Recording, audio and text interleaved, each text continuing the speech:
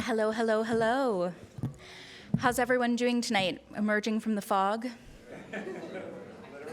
It's like, I feel like it's an auspicious weather event for the whole place to be like mysteriously foggy for tonight. Feels like the right atmospheric event for us.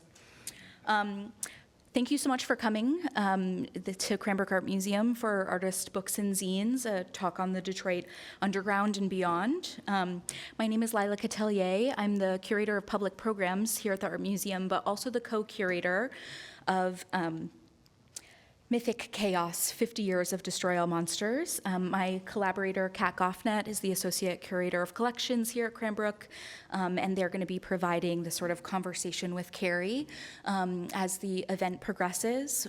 We're also very excited to welcome Academy graduate Barry Roth to the conversation later as we sort of look at the Nightcrawlers project. So today we're going to be doing something a little unusual.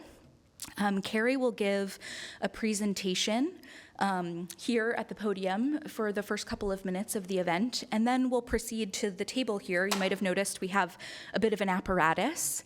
We'll be using a document camera to look at Cary's incredible collection of historic zines and artist books, which, frankly, I'm quite geeked about. So this is something that we've been waiting for. This project has been a really incredible sort of labor of love for Kat and I. It's been really wonderful to work with our co-conspirator, Cary. Probably most of you in the room know Cary Loren, but I'll do the formal introduction thing. Cary is an artist, a collagist, a filmmaker, a bookseller, and all-around wonderful guy. We've really, really enjoyed the process of working with Cary, sort of digging into his archive and kind of, tooling around in his brain as we've worked on this Destroy All Monsters project. It's been a real pleasure to teach seminars with Cary here at the Academy and to have conversations with him and sort of really to literally kind of look through the archive and kind of distill it into the exhibition that you see upstairs. So it's been a really wonderful sort of year of collaboration for the three of us, and we're so excited to have this conversation as kind of the capstone experience for the exhibition, which closes on March 1st. So if you haven't made it upstairs yet, you might not make it up there tonight before the conversation is over, but please do see it before March 1st. When the show begins, if we could silence our cell phones, that would be wonderful. Thanks so much, everyone. Yes, Cary, you too.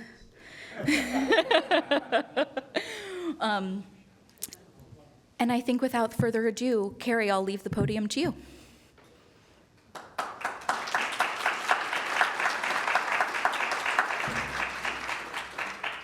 Okay. Thanks, Lila. Thank you for coming tonight. And thank you, Kat, for arranging such a beautiful show. It's really surprising what you did there. And though I didn't always agree, I think it was pretty amazing, and thank you for that. So I was going to go, I see. Is this, how do we do this? Hit this? Okay, so I had a change of mind of the title, which I usually do at the last. So I tried to change Myth and Chaos to Mythic Chaos, or Mythic Chaos to Myth and Chaos, that was it. But anyways, this talk is going to start with this William Blake book, which I feel, and this is everything I'm saying, just ignore it, or, this is my kind of very personal view of the history of artist books. So it has nothing to do with probably what you think an artist book is or might be. So we're going to just kind of go through my history. So in high school, I had, the portable Blake, and that was kind of when I was exposed to his writing, his poetry. And, I was really intrigued with Songs of Innocence and Experience. It was great. They're really these simple kind of anti-authoritarian poems and anti-capitalist poems. And they really intrigued me. And then there was a recording that came out that same year I was reading Blake by Allen Ginsberg, who did all these.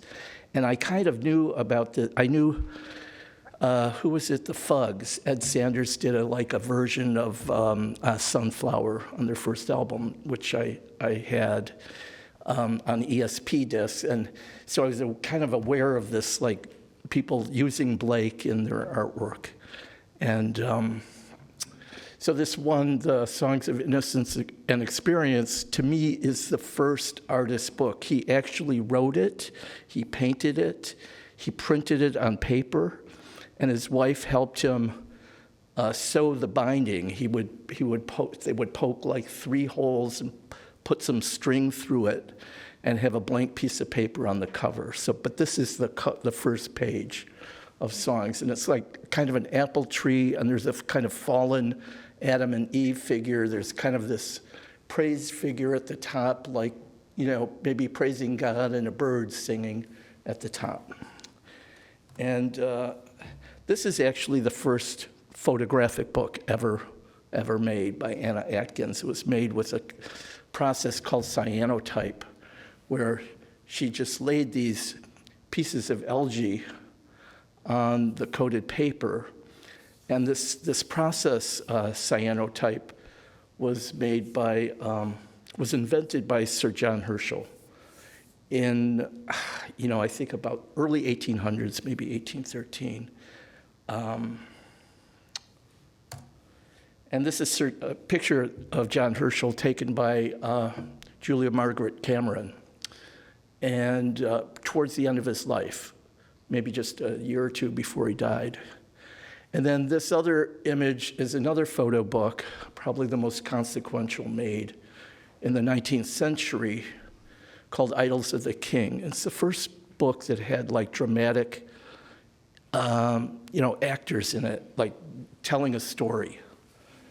And she lived kind of near Lord Tennyson, and Julia was kind of this unrelenting person. She would not give up anything. And she got, Charles Darwin to sit for her, and Tennyson, and, all of these people of that time, celebrities of that time. And she created these kind of symbolist, right now, like in the world of art and literature, symbolism is starting to become a form. People are starting to paint it. And the guy here, Stephen Mallarmé, is kind of the father of that, the poet that kind of brought the movement to life. And the main painter that kind of exemplifies what symbolism is Gustave Moreau. And this one, he did these, there's a museum in Paris you could go to and see all of his stuff. It's like the most incredible, life-changing experience. If you ever are in Paris, you need to go see that. And I want to show you one image of his. Oh, wait, before I go on, there's a book I need to tell you about that kind of brings them both together. And it's called Against the Grain. And this book is the kind of the quintessential book of decadence of that period. And it is about this man called De Cecentes, who is based on Robert de Montesquieu, who was a friend of Mallarmé. Mallarmé essentially wrote the book, didn't write it, but he telegraphed this book to Huysman. And he knew all the people in it, and he knew all of the incidents that happened in real life, like to Montesquieu. So he was able to kind of tell him about that. So in alternating chapters, there's one about Mallarmé, and there's one about Gustave Moreau. And this dandy, he's kind of the first dandy, is not the first, but the most wealthy and idiosyncratic dandy that ever lived was this Robert de Montesquieu. He just had all the money, and he could pour his wealth into the rarest books, into the finest art, and he built a kind of wall around himself where he had a turtle, and he would paint it the shell gold and put jewels encrusted on the shell, and he'd walk it around, and so this was kind of this really kind of ultra decadent world that he lived, that like Whistler was a part of and Oscar Wilde kind of looked towards, that they all kind of gathered their thoughts. So this next slide is kind of the masterpiece of Gustave Moreau. And it's this idea of symbolism. I always talk about it like in every talk, because to me it's like a movement that's never gone away. It's like everywhere, especially right now. It's having a kind of revival. And it's a movement that helped invent surrealism and helped kind of do all of it's a shadow over the 20th century, essentially. And there is everything in this. It's almost like a collage. This is like a huge piece, maybe 2-3 meters high in a giant gilded frame. And it's one of the things that's like breathtaking when you really look into it. There's figures at the top. It's called Jupiter and Semele, and it's about this myth. And the myth involves Juno, his wife, who is behind him. She convinces Semele, who he's having an affair with, who she gave him the son Dionysus. And so she said, ask Juno to reveal himself, his true, what he really looks like to you, and that's what's happening in there. And then there's like Satan down here with like, this is humanity at the bottom, crawling on his thigh. That's us. This is a book that's in the Cranbrook Library here that I saw many years ago. Judy Dykey showed me this. And it was bought by George Booth, the founder of Cranbrook. And it's one of the rarest books in the world today. It was created by William Morris, and he did all of the engraving and the typography. He invented the typography for it. And he was like the founder of the arts and crafts movement, which is really embedded all around us. I always feel really relaxed when I come here. It's like I kind of like leave the world and enter this like world of Morris and Booth and this kind of weird kind of arts and crafts place, the studio or something, that whole idea of the studio. And it's sort of like the world kind of drips off you once you're here. But this Kelmscott Press was a revival of like 15th century printing. So he was an anti-industrialist, Morris. He did over 521 books, and he was very radical. And I don't know. Let me see where I was going to go. This is another thing happening at the turn of the century. This other kind of symbolism. I don't know if they call it syncretism or there are all these names like Orpheism and synesthetes and synesthetism, and I don't know. There's so many, but I consider Gauguin to be also another person taking on this kind of primitive type of area along with the symbolists, and he wrote this book, Noah, Noah, on the islands of Tahiti. Forget the name of it, the island he was on. But he didn't live long and he died there. But the crudeness of this is what's really outstanding when you think about like what the level was in engraving at that time. People were really careful about woodcuts and stuff, but he was just hacking with a knife. And it's like a very crude kind of woodcut piece.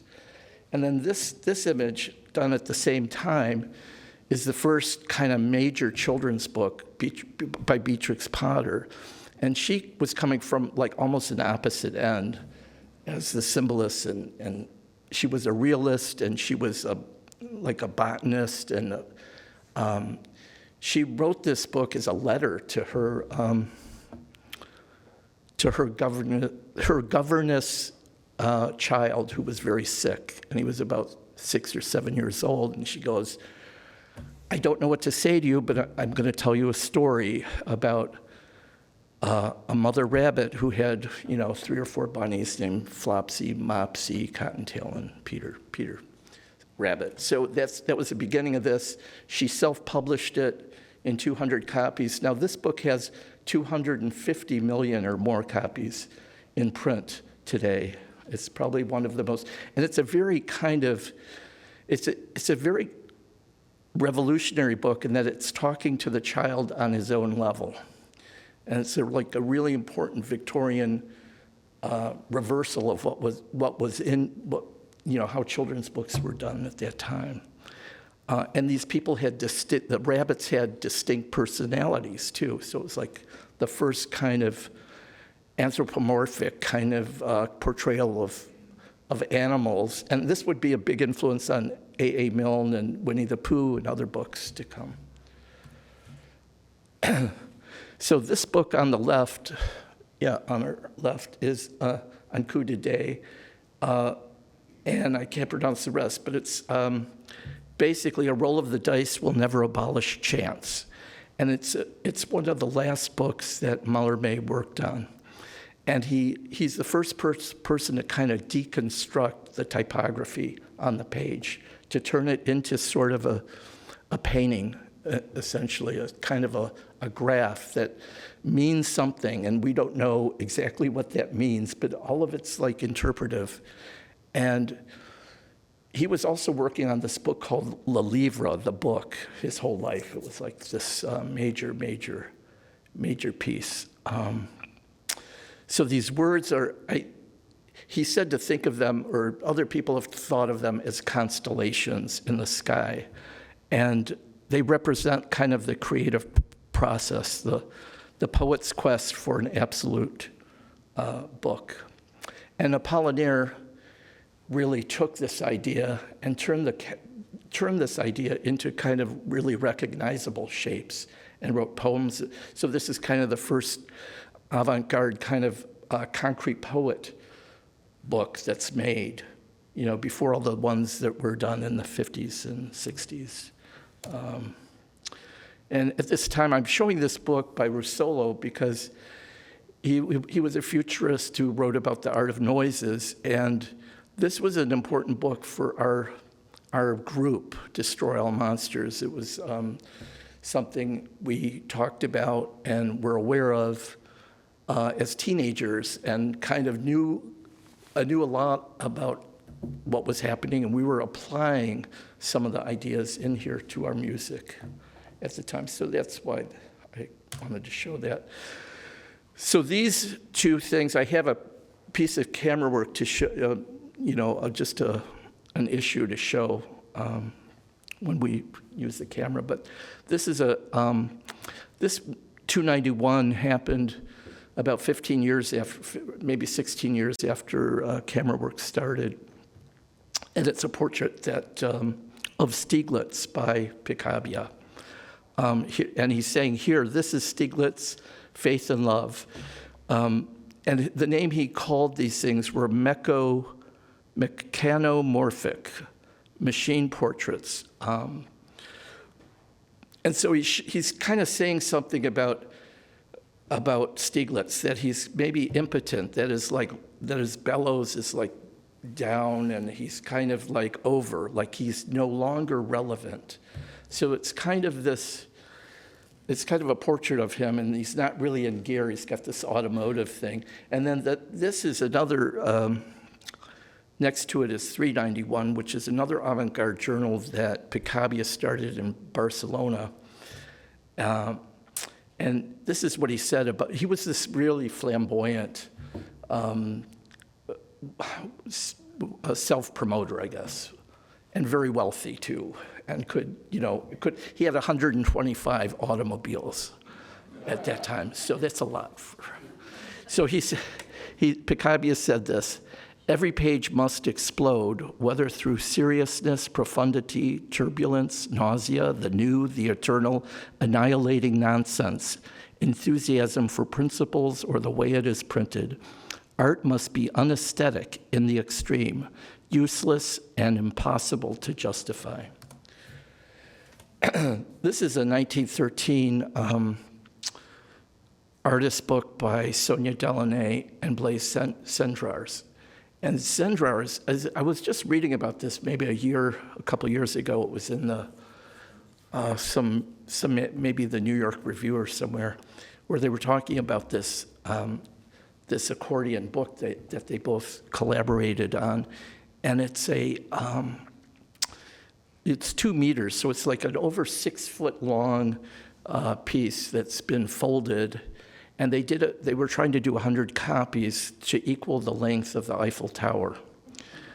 Was the idea about it, but it's really an epic poem that Cindrers wrote, and it's about this trans-Siberian passage, train ride that this young man takes with a prostitute, and they go through they go through like Japan, they go through all different places that this railroad doesn't even go to.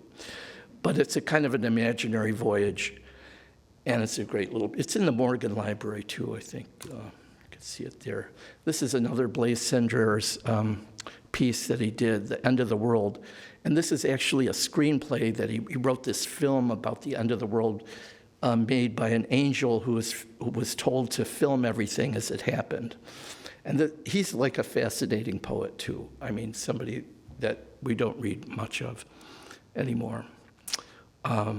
But there's a lot of satire in this work, and it's fun. These are 2 books that I think maybe influenced each other, or influenced Andre Breton to write Nausea.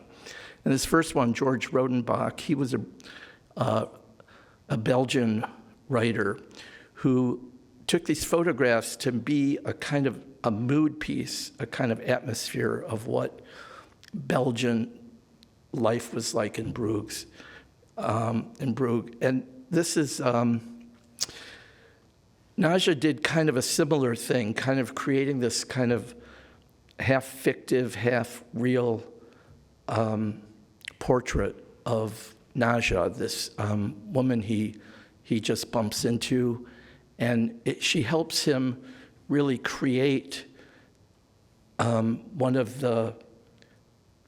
lot of the ideas, not just one, but many ideas about surrealism come out of this book.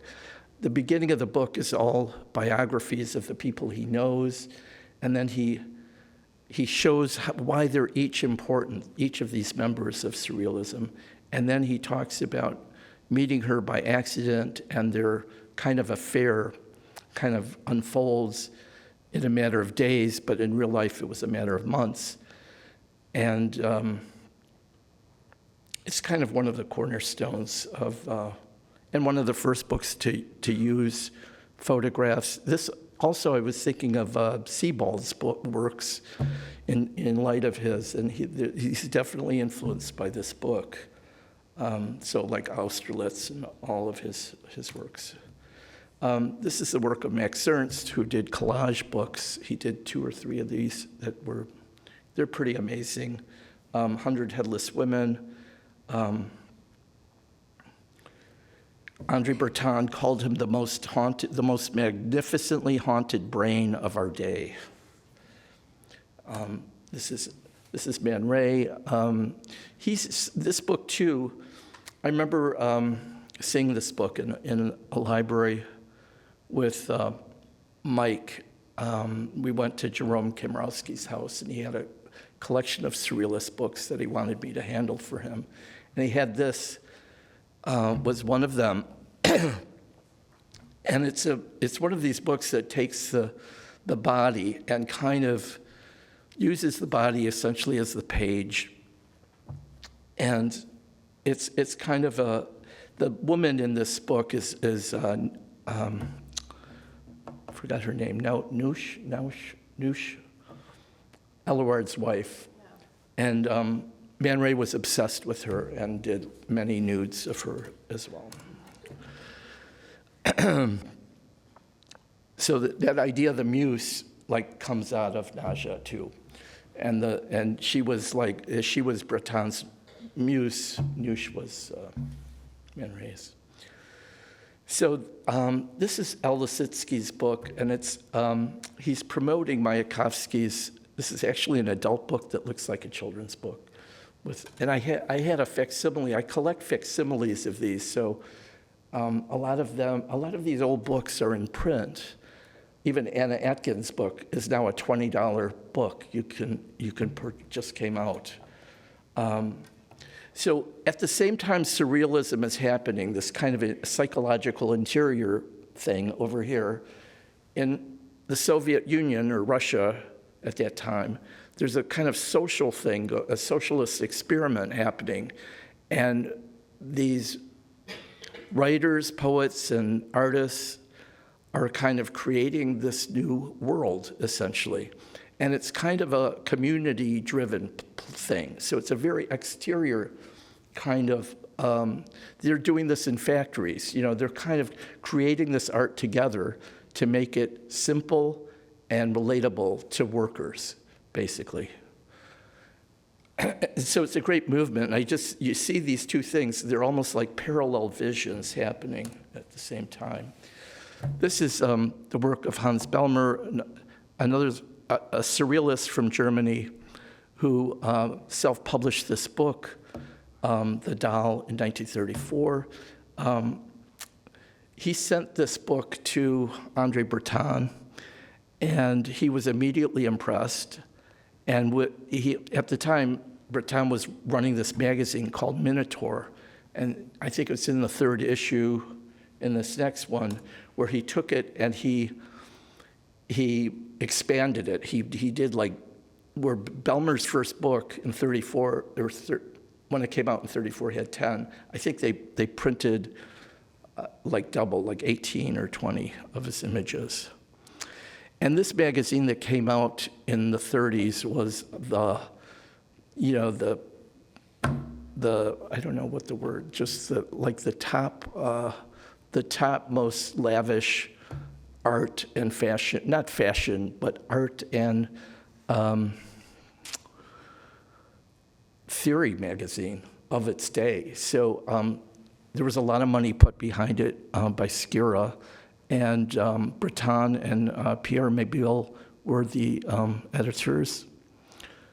And I guess the name Minotaur was named by George Bataille, but it's part of that, the labyrinth, and they have different artists do the covers at the time. So when the war's about to break out, or already happening actually, the surrealists are all trying to scramble to get out of Europe, and they end up in Marseille, and they create this deck of tarot cards, but it's not even tarot cards anymore. It's like an oracle. And so they change they use 52 cards. The suits are redrawn as flames standing for love, stars are dreams, wheels are revolution, and locks are knowledge. The face cards, kings and queens, were replaced with genies, sirens, and magi. And they would be different figures, like Sigmund Freud or Alice in Wonderland or Baudelaire would be the figures in the cards. I've been looking for a deck of that for a long time, if you know of one. So just after the war, there's kind of this resurgence in fashion magazines. Alexei Brodovich is one of the great designers. He's Russian. He comes to work for Bazaar.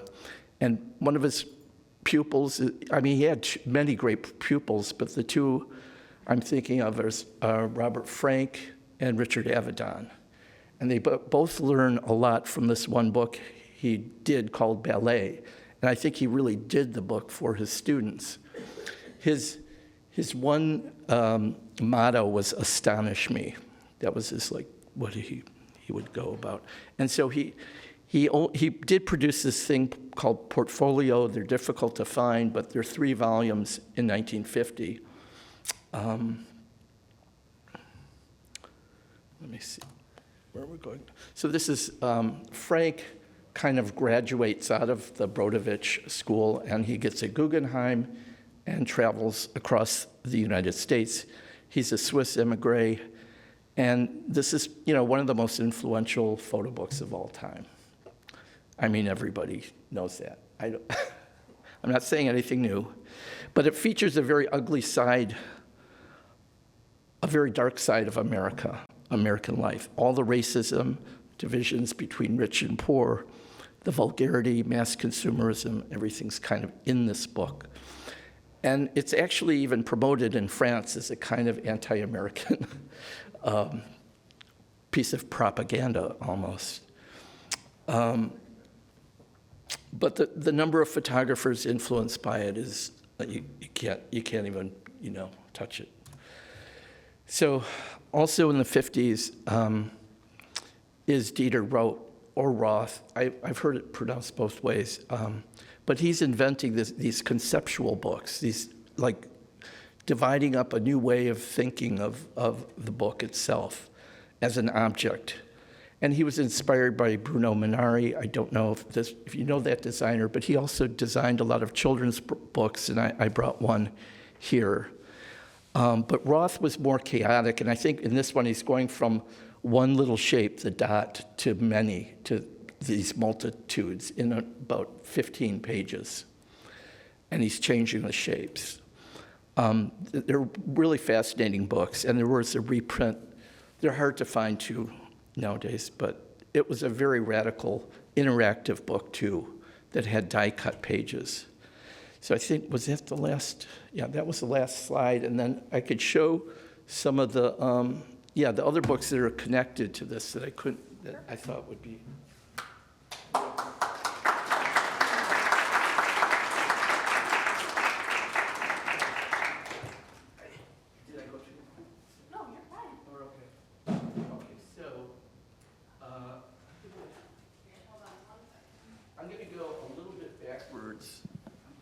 Cary, I'm going to give you a mic too. Okay, so this is camera work, which I think it started as camera notes or something in the late 1800s for a few years, and then in about 1901 it was camera work. This is the work of Annie Brigman, and I'm just going to show a few things. This is definitely kind of symbolist work. When you look at this, it's pictorialism is what they called symbolist work in photography. And I'm kind of getting in the... Stieglitz was kind of embarrassed by this whole thing. And about, I would say 10 or 15 years after doing this printing this magazine, he took all the issues he could find and threw them out. He was disgusted by it. But I want to show you. He thought it was going nowhere. This is, maybe you could see these. These are called tissue gravures. They're very thin, on very thin rice paper. They're really exquisite. And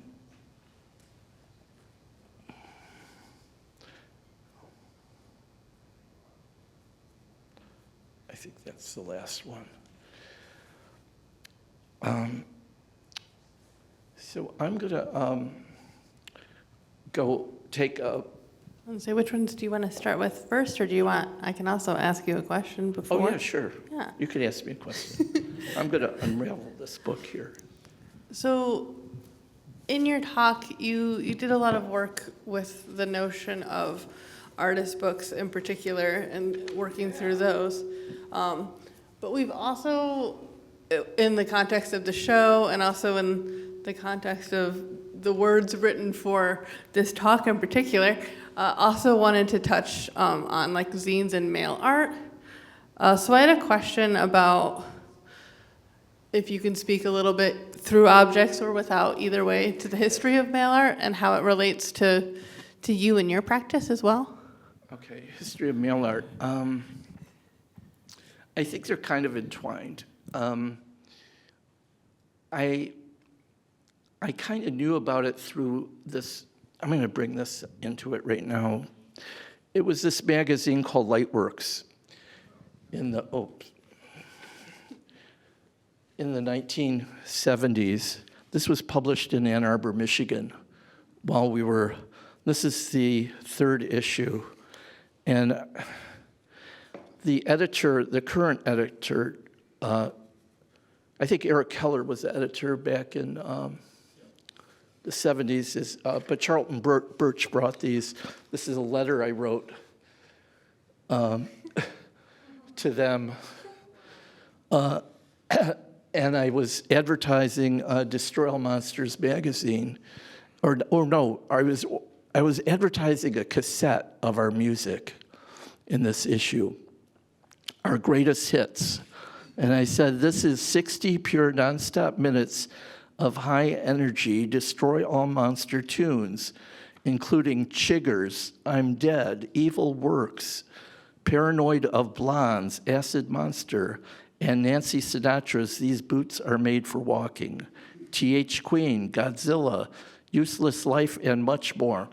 So, I mean, in this, I think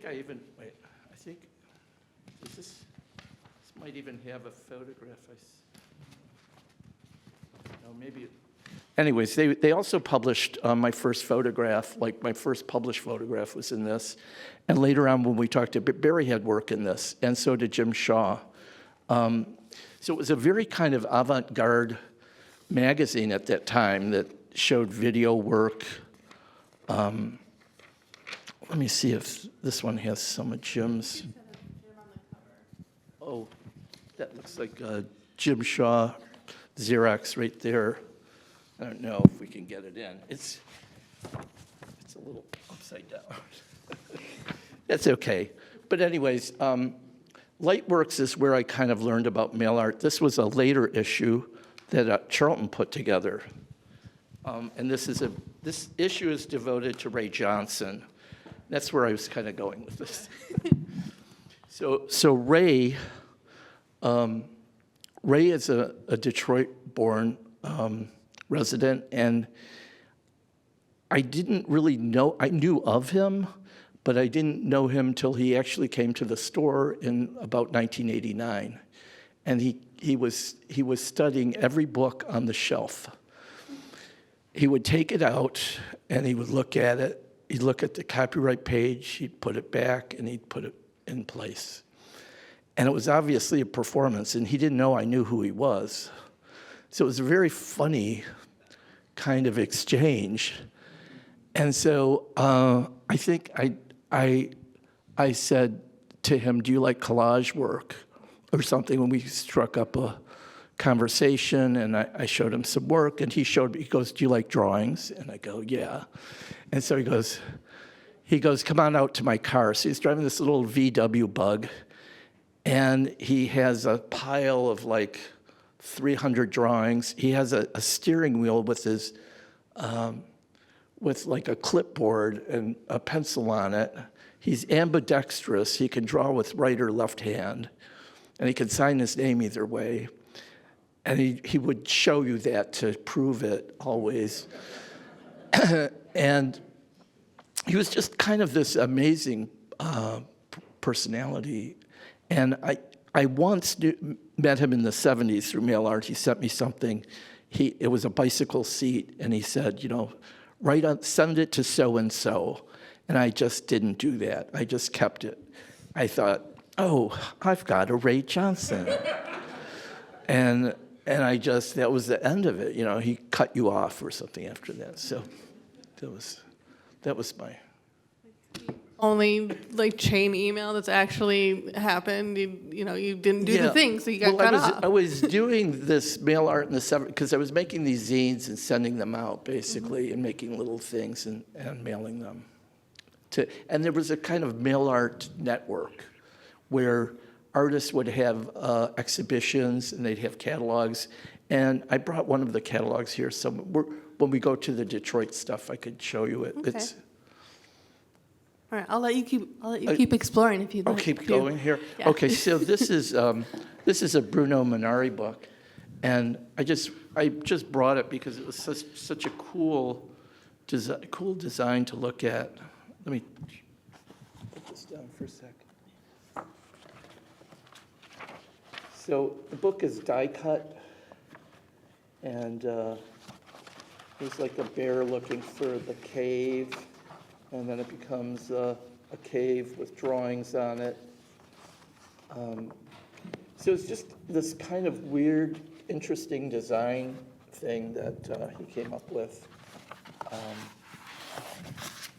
And he was one of the last futurists, one of the last Italian futurists. Okay. And then I wanted to show you, I showed you some of the Ed Ruscha stuff, and then this is his first book, 26 Gasoline Stations. You could flip through that a little bit. If you want to hold. Okay. Oh, yeah, okay. So these are like just these mundane kind of bizarrely banal photographs that he would photograph on his way to California from Oklahoma. And Ruscha was, I should have brought it too. Ruscha actually published, he had a publishing company called Heavy Industry in 1960, and he published, I don't know when it came out, maybe in the 80s, Jim Shaw's thrift store painting book. So they were partners on that.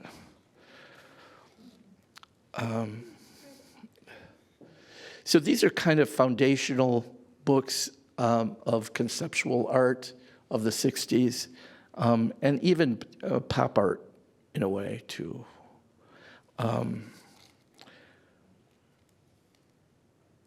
And Ruscha he designed everything. At that time, you could actually create a book. I mean, it wasn't impossible. It was expensive, but maybe within realms of, you could do it. And that's the main thing that changed. I mean, in history, it was like in the 50s, people were doing it. They were doing mimeograph. They were doing other kinds of like poetry and beatnik, readings. They would have mimeograph things, but it kept, technology kept changing the whole landscape until like making a book like this was really possible, and he was one of the first there to do it. Yeah, I put these things over to the side. You could put this in.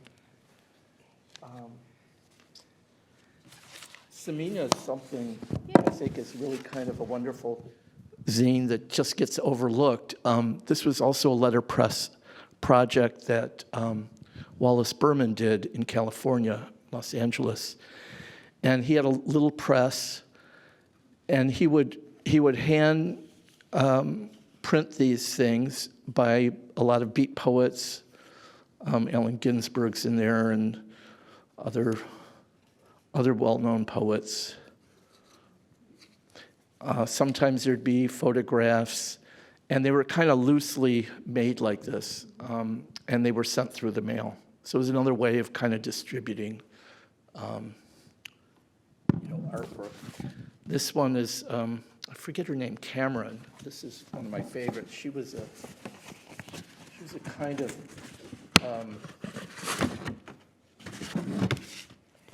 interesting spiritual person, kind of a magic person in Los Angeles. This is some of her artwork.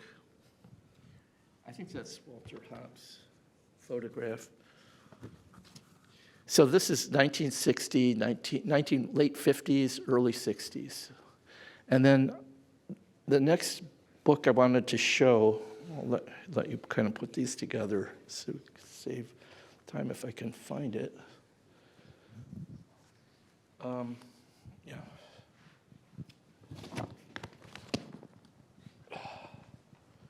These are like some of my favorite things, okay, basically.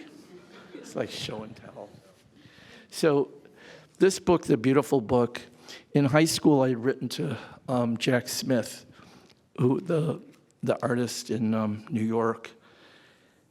And he showed me this book that he made pretty much by himself with the model Marion Zazila, who would eventually, a year later, she would marry Lamont Young. Oh. I don't know, how's it go? And so Zazila kind of formed, and I'm not going to show all these because they're a little racy for Cranbrook. I'll have to go over that. Oh, this one's probably okay. So there were genitals. Could I say that word?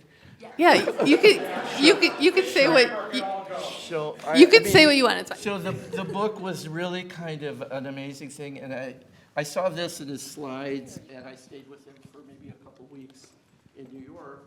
And we would go trash picking. The cover design is also by Mary Cecilia. And this is actually an original. It's not there's a copy in the show upstairs, but this is a copy given to me by Billy Name, who was Warhol's manager. And I had shown his work at the Book Beat at her store in, I can't remember, but late 80s, early 90s in there. And we became sort of friends. And actually, I met Billy through Ray Johnson. Oh, okay. Billy, Ray had been working with us too in Nightcrawlers. He appears in one of our zines. And Ray thought it would be a good place because Billy had just gotten his work back from Warhol. It was stored in a trunk, and it was covered in silver. Billy was known to cover the factory in silver foil. And he was the manager, and he was Warhol's lover. And he suddenly had this box of self-portraits that Warhol made, and he had all his negatives. So I was the first gallery to show his work in Oak Park, of all places. So we became friends, and I started to sell his the Warhol self-portraits. Oh, wow. So he had 20 of them. I sold, I think, 3 of them, and I kept one for myself.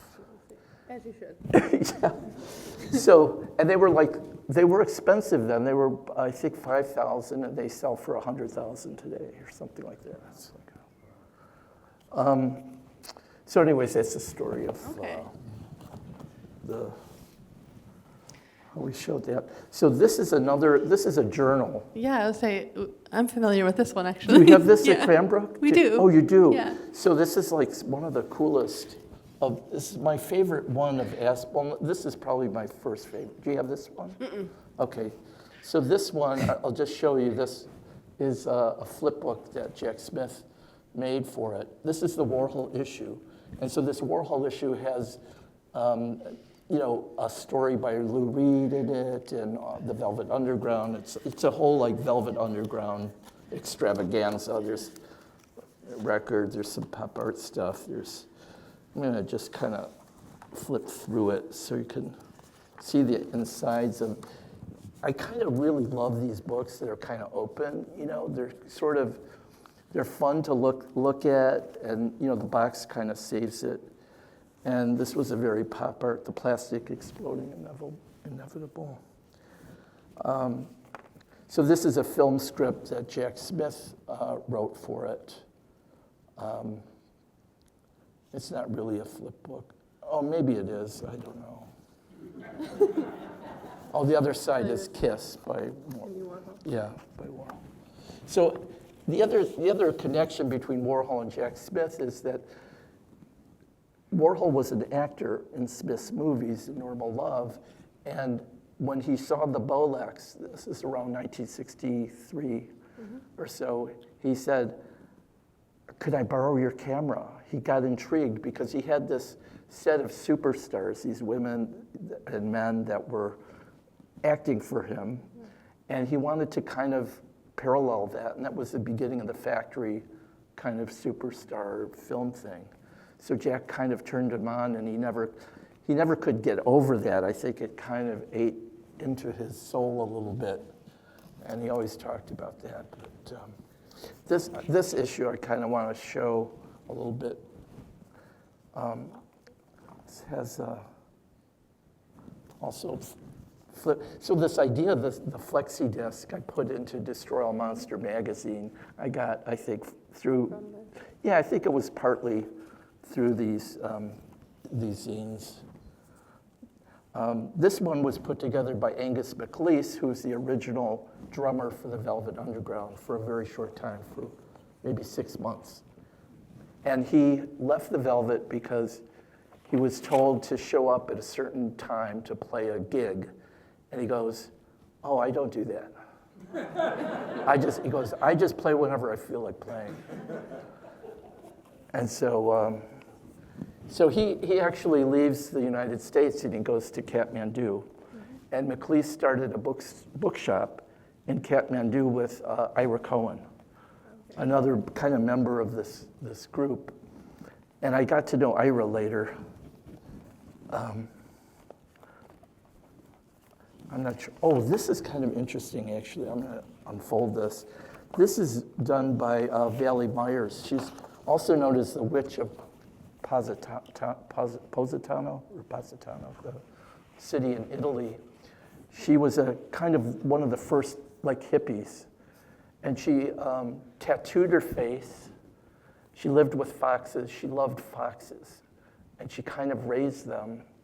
And there's a film called, if you ever see it, called Return to Earth.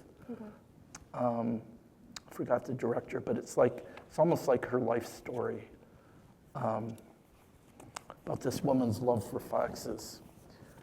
And the people in that city there's also a book of photographs that I forget the photographer from Amsterdam, Van der Elsken, is it? Ring a bell? No. I'm looking at Steve and Andrea to cheat. It's not working. No, nothing there. So it's called The Left Bank, and she's kind of the star of that. So this is basically the hippie volume of Aspen magazine and the psychedelic issue. I think this is kind of cool. This is Don Snyder's work. And this really influenced Ira Cohen. Oh, I'm sorry. Sorry. It's More okay. news. It's okay. I didn't realize. It was a big influence. This is a kind of an avant-garde score, I think. Oh, wow. That's incredible.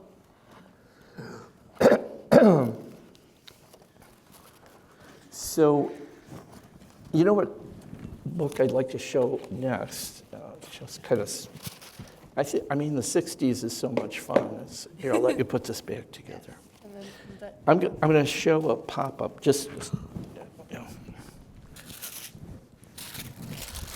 So I had this is a paperback copy of Warhol's pop-up book. And this was designed by Billy Name. And Random House went and said, "We'd like to do a book with you." And so Billy said, "Show me what you could do." And he showed him all these. And this was signed by Billy and Warhol. Actually, my wife brought this to a Warhol signing. And he signed a bunch of pages. It was very, I don't know, this isn't working as well as I thought. We're attacked constantly, is what that says. So there's these like fold-outs. This is a portrait of Billy Name that I think it folds it. He signed it there. And it's kind of a thing. Folds. So I'm seeing a magical chair has appeared behind me, and I think that's the signal from Lila that we can move to talk a little bit about Detroit. Okay, move into the Detroit section. Yeah, sounds good. So while you are... Wait. One last one before I go to Detroit. This is every meeting I've ever had with Cary. I love it. So this is Ira Cohen, and this is the rice. They called it the rice paper rice paper trail in Kathmandu, and he found these these monks out there that made the paper. Okay. And then he had a copy of a Marvel comic book, and he gave it to the monks to make cuts for. And so these are some great Jack Kirby kind of woodcuts that are in here. And so the monks, and they're poems, but also kind of made out of this stuff, and they're beautiful kind of rice paper.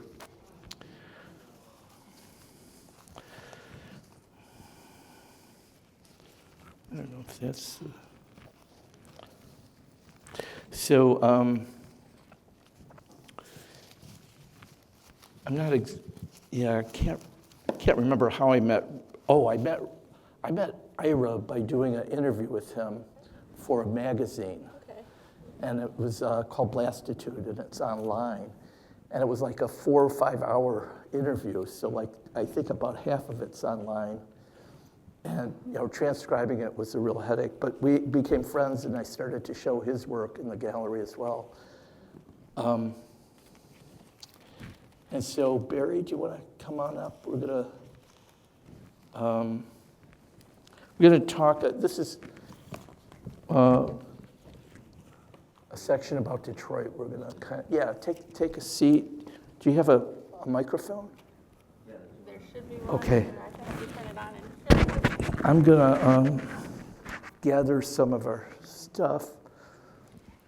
I didn't know how fast this would. We got through a lot actually, but. Okay, wait. Just before we talk, there's also. I wanted to show you some of these. These were kind of collections. Weirdo and Raw magazine were also kind of like really interesting. This was a little after we started Nightcrawlers, but it was also a kind of a influence in the graphic underground, and I had more to talk about that. But are the Nightcrawlers things in? Oh, here's some of them. So we'll see what we can. So Barry, why don't you tell the story about how we met? Because remember we were talking about, I was at Wayne State, and Is this working? Okay. Yeah, the way I met Cary was when I was teaching at Wayne. I went to Cranbrook. I was a student of Carl Tost, and after I graduated in '76, I started teaching at Wayne. One of the teachers there was Martha Madigan, and she said to me, "I want you to meet this student." And I was like at a point where I was kind of getting sick of teaching, and I said, "I don't know." But Martha really urged me. She says, "No, you have to meet him." I said, "Okay." So we had an office appointment. Cary came in. I looked at his work. It was his Polaroid SX70s, where he worked on the surface of them and mushed around the emulsion. And I looked at his work and I said, "This is not a student." I go, "This is one of my peers." And we started like hanging out, and we both had a common interest in poetry. One of the influential things that happened for me when I was at Cranbrook, Carl was very influential to me. He really was beyond like traditional photography and had a very wider view of what photography was. And during that period, he had the beatnik poet Robert Creeley, who was his instructor at Buffalo State, I believe, and he had Creeley come to Cranbrook for 2 weeks and spent it with our class. I never heard of him before. I didn't know about him, but he was like one of the guys that hung out with Jack Kerouac and Allen Ginsberg and that whole group. And I started reading a lot about a lot of his essays. He wrote quite a bit about his writing process. And at Cranbrook, too, we also talked a lot about like William Carlos Williams, Charles Olson, and so and all a lot of the books that Cary showed. I mean, I was studying all the French symbolist poetry when I was at Cranbrook, so we had a lot in common, and we really ran parallel in our ideas, and we got along amazingly. We'll talk about how we're opposite, too. Yeah, and then the interesting thing about us was that we ran parallel, but we had opposite aesthetics. Cary's aesthetic, in a nutshell, is more is more. And my aesthetic is less is more. So we had this tug going back and forth, and the way we would work doing night crawlers was like maybe I would start a page or a few pages, and then I would give them to Cary, and a lot of it was photographs and poetry and collage. I was, we both were interested in that. And so he would take whatever I gave, then he'd start switching it around, adding things. And That's the last one. the things that then he'd give me, I would start like do the same thing. I would start switching, and we gave each other full liberty to do whatever we wanted to do. We really had built up a really intense trust. We were also reading Burroughs at the time. There was a book, The And then, Third yeah, Line. then William Burroughs became very important. And one book in particular that he wrote was with Brian Geisen, was The Third Mind. And it was about how you combine two different individuals' work, and it comes out with a third mind. It comes out different. And that principle was very profound. I really saw how that worked and applied it to my own work a lot. So for me, working on night crawlers helped with my own work. It was sort of like an experimental lab. We also did, like Cary's, as you know, is a musician. I'm not a musician at all. But we did like sound tapes together. We'd spend hours, we would make like these tape loops with an older type Cassette. tape recorder, and sometimes Cary would play guitar, and then he even had me play guitar, which I can't. But when we would mix it all, again, it became like this other thing, this third mind thing. And for me, it was always the same thing. It was about, I view myself as a picture maker. So each like sound recording that we made, call it music or I don't know how to define it, but for me it was always like an image, a picture. And it was really, I think, rewarding for both of us. We worked on night crawlers for 10 years.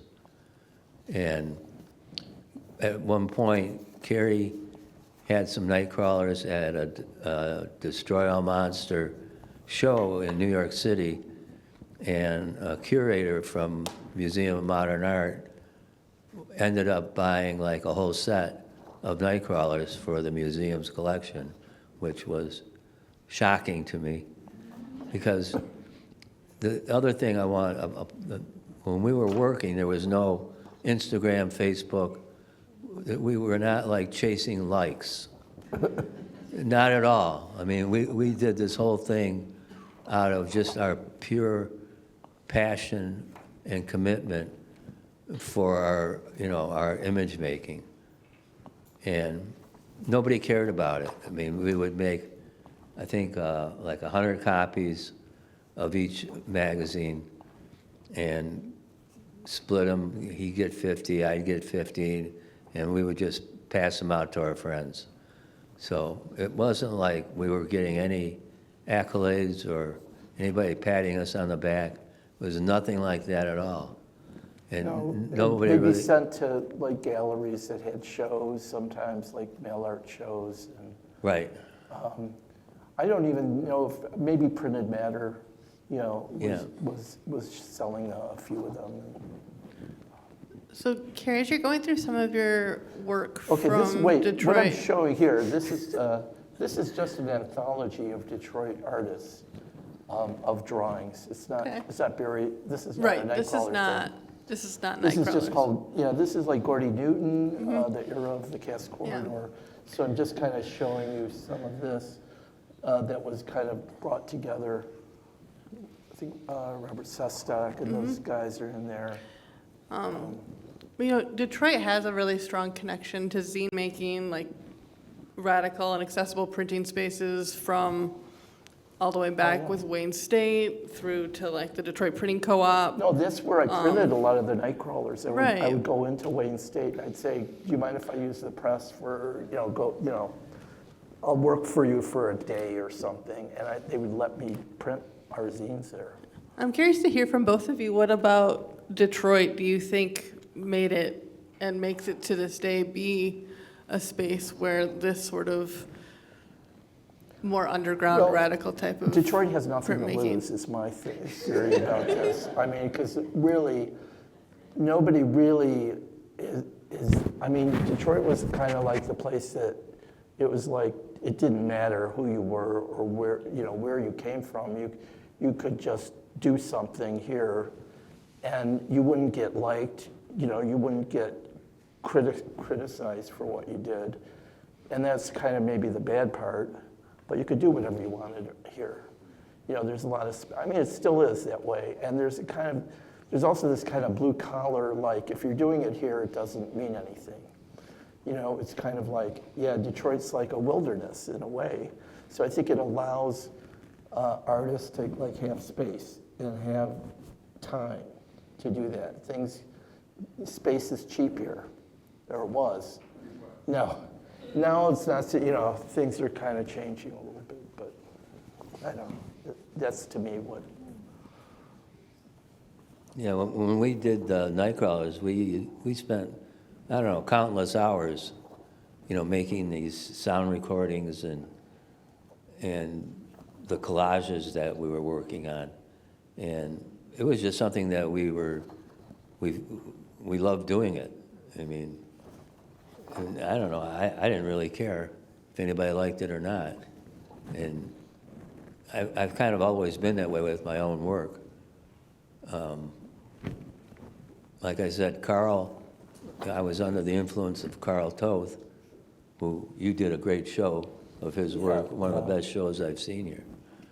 But Carl was really innovative and had a way of doing things that was really stretching the boundaries of what people thought traditional photography was.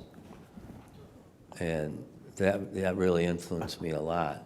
And it helped me find my own voice, by changing the thinking of what I was doing. And, the one thing I always learned from Carl, and I've said it to other people, like he always said, like, don't worry about what it looks like. He says, worry about what it's about. He says, what it's about will determine what it looks like. And I found that to be very good advice. And that one concept really has guided me for over 50 years of doing all this. And I felt that way with, within Nightcrawlers too. It was just something that, we had like a basis of poetry and of ideas of what came down before us. And we were sort of playing it out in our way. And it made its own image, which, I always liked. I'm still attracted to it. I think I have one more question before we open it up to some other questions. You've both talked a lot about making collages together and working in that medium, in exploring Nightcrawlers and beyond, some of your introduction to each other as well. And this is a conversation we've had before, but now that I have both of you at the same time to talk to, I'm curious to hear your thoughts on what makes zines and collage kind of such good bedfellows. Well, my take on it is that it's really kind of a communal thing. And, you know, you can put a zine together with your friends or with 20 friends or with any small group. And so it becomes a kind of community thing. I was going to show, Barry could take it on too. I'm going to show this alternative press piece while you talk about that, because this is going to, there's going to be a book called Dispatches from the Avant Garage that's going to come out within about a month or so. And it's, the alternative press emerged from the Artist Workshop, a very important kind of Detroit. It's where it started, actually. The Artist Workshop was kind of the beginning with John Sinclair, Lenny Sinclair, a group of 13, 14 other people. And that's kind of where I learned about Detroit culture itself. It really came out of that. And there are some things I have here that I could show while you're answering questions, but it was also kind of an exploded zine of poets, and it was nationwide, even maybe worldwide. It was printed, this one is a painting. This is a Gordy Newton, painting that's in the, and the artist would make 500 copies and they would send them to the press, and Ken and his wife would put these things together. They're all each issue of this was a beautiful, explosive thing, but not known outside of Detroit. It was kind of regional, but also could be mailed anywhere. I used metallics. This is Chris Tisch.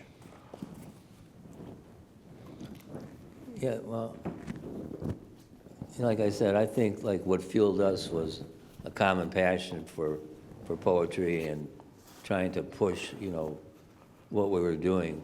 For each of us, I think there was maybe a different source or a different motivation, but when combined, it created like its own thing. As far as some of the other artists in the area, I got to meet Gordy Newton much later. Not in the beginning. I met him like when I was in my 50s. Like he used to have work at Cary's store, and then one day, Cary says to me, "You know Gordy Newton?" I go, "Yeah, I know he is." He says, "Well, he wants to trade some work with you." So I go, "He does? Okay."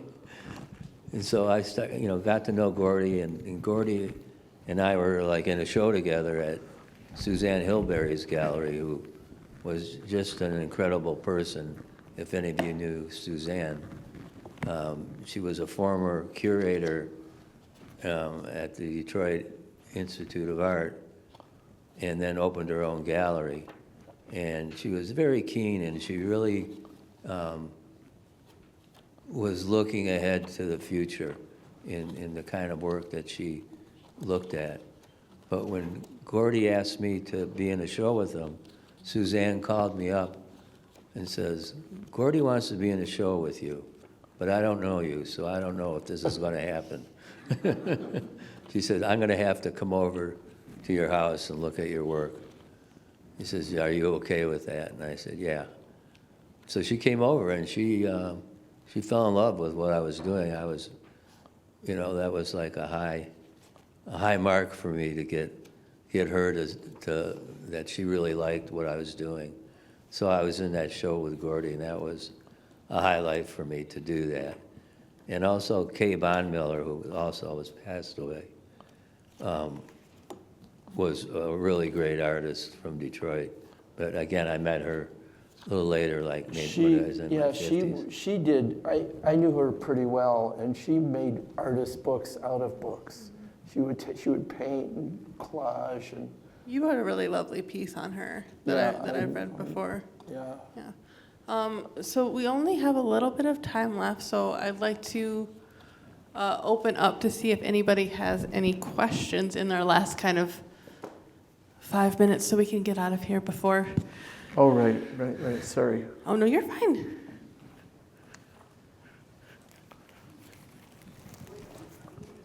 I'm coming.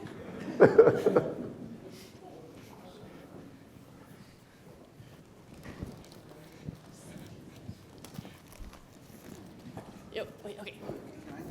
Yeah. Do I use this one? Is it on? Hi. Okay, I'm going to sit down again. It's interesting to hear you guys were looking at you guys were reading Ginsberg, you said, right? Yeah. No? Ginsberg, I wasn't. Robert Creeley. I was reading him in high school, most of the beats.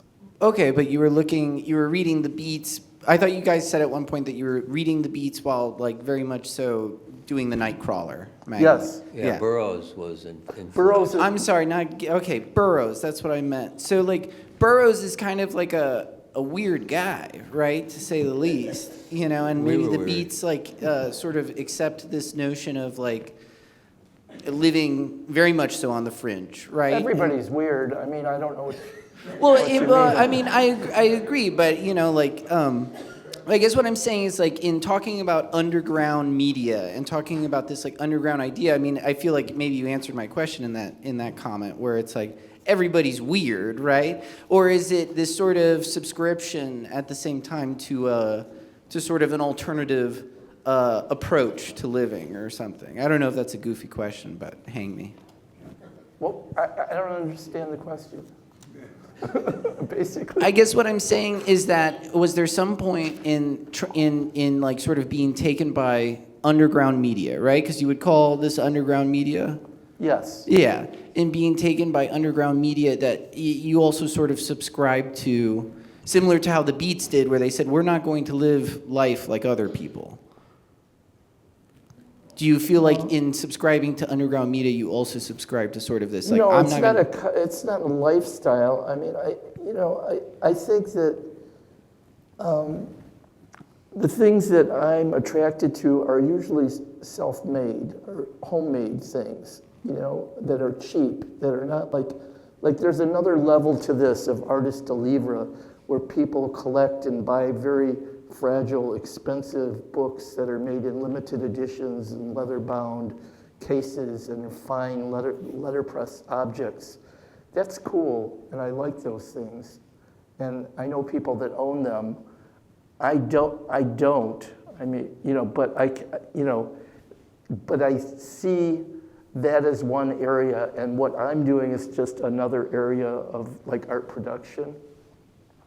It's more of it's an art production that's available to anybody that has a Xerox machine, or has access to that kind of media. For me, I never really thought about that. I mean, what attracted me to Burroughs, the Beats, and a lot of these people that Cary mentioned earlier was just their ideas on what they were doing. And for me, it was interesting that I could then apply some of that to what I was doing. But I never thought of myself of trying to be weird. I mean, I got a house in the suburbs, 2 kids. Paid for them to go to college, a wife. My lifestyle is not that weird. I don't wear a beret. No tattoos. So it was just ideas. It's just, I have a passion for art, and I had for my whole life. And it was just, like I said, Carl was influential, that he was a person that was saying, hey, you got to really look at, ideas more than you got to try and find your style by looking for the next new thing. I mean, I never thought that way. So it was just really, for me, was like a passion for these ideas and these different ways of thinking about your work that, again, like I said before, Carl really emphasized this, and I really live by it. It's not that important. Don't be so concerned about what it looks like. Be concerned about what it's about. And that will determine what it ends up looking like. And, and then I bring in my own, for me, the source of a lot of my material is it's just personal. I'm not really a big political person. That's not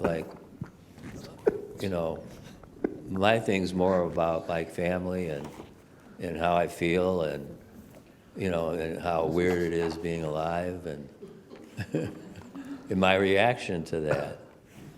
So it's more autobiography, like an autobiography, and I never know how things are going to turn out. That's what makes it fun for me, and that's what keeps me in it all the time, is I'm always surprising myself by what I do. And so it's not like looking at a certain kind of art and saying, oh, I want to be a beatnik. I admire their ideas, but I just want to be myself.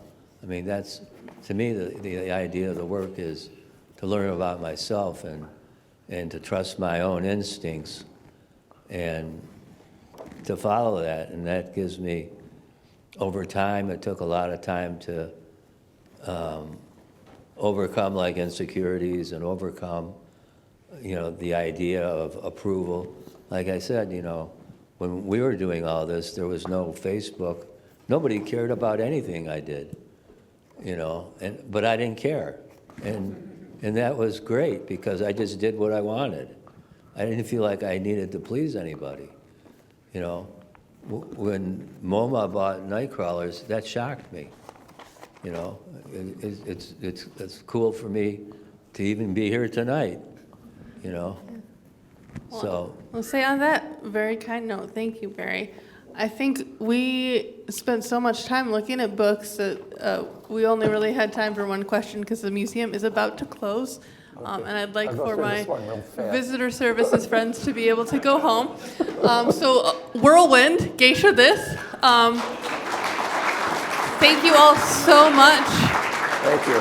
For coming to honestly this rather kind of experimental type of talk.